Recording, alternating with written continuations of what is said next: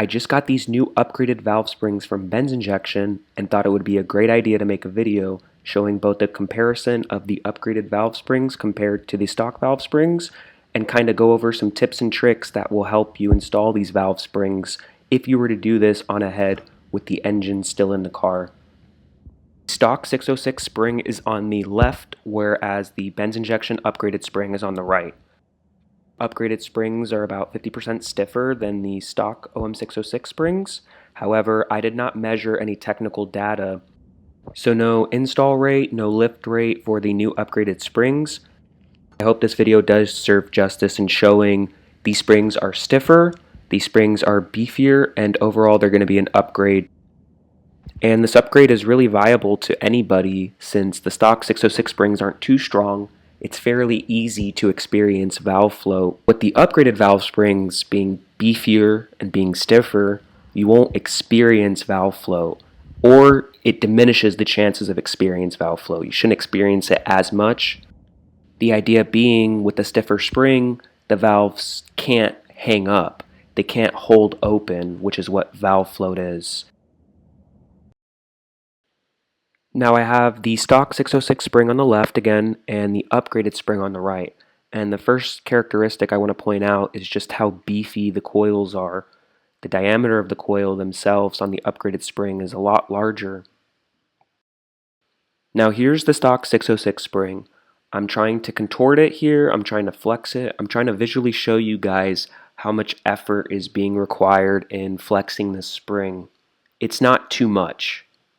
Especially compared to the Benz Injection spring, machining quality is nice on it.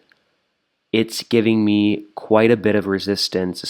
I would say it's taking about twice as much effort to contort and to compress the spring the same amount. Here's visually with one hand on the stock 606 spring how much effort it takes, and the same amount of pressure is hardly moving the upgraded spring, so hands down these springs are definitely worth it. And if you're thinking about buying them, I highly suggest doing so. This upgrade can come across pretty challenging and pretty daunting, especially if you're a DIYer like myself. With the head on the table, I'm going to explain some things a little bit more in depth. We have the valves exposed.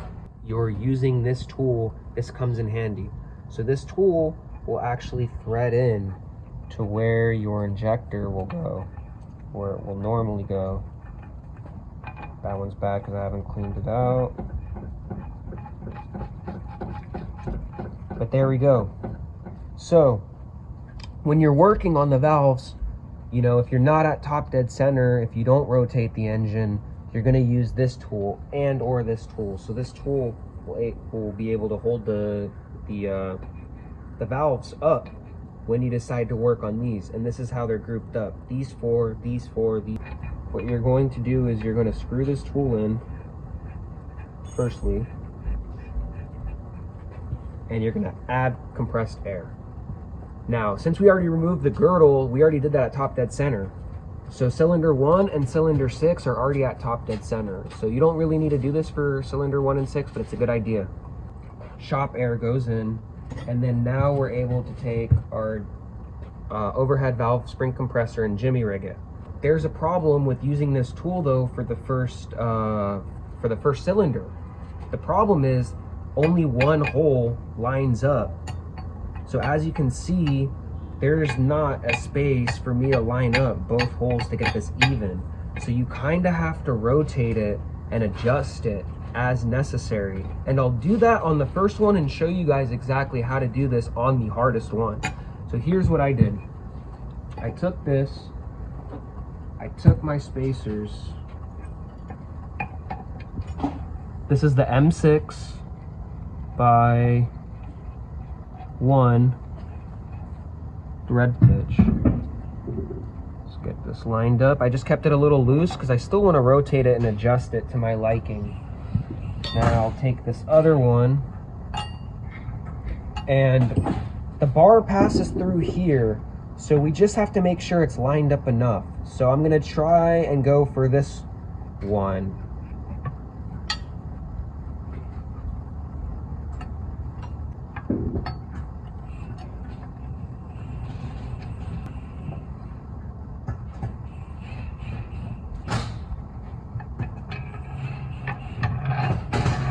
Now the difficult part is adjusting the bar and the tool and getting them to work.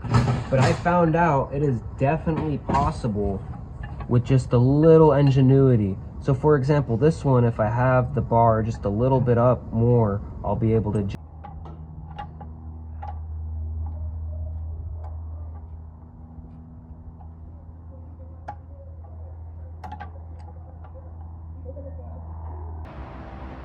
and I like using a magnet for this part.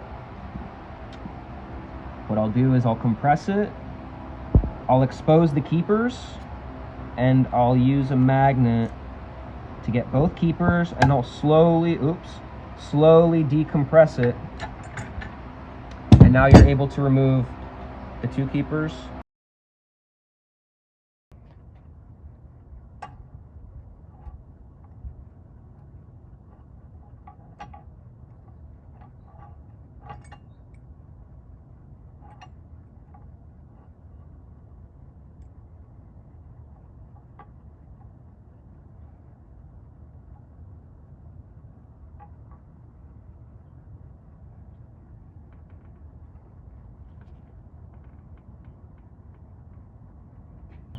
Got one keeper in, I'm going to try to get the other keeper in. So just doing this with my fingers, I'm going to try and get the other keeper in, one-handed. Ah! Let me see if this is magnetized. Nope. Okay.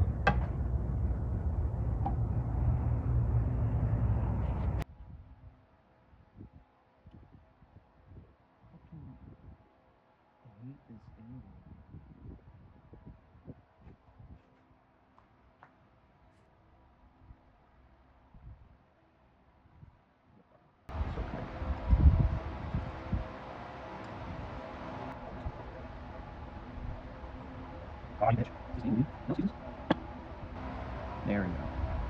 Okay, no excuses.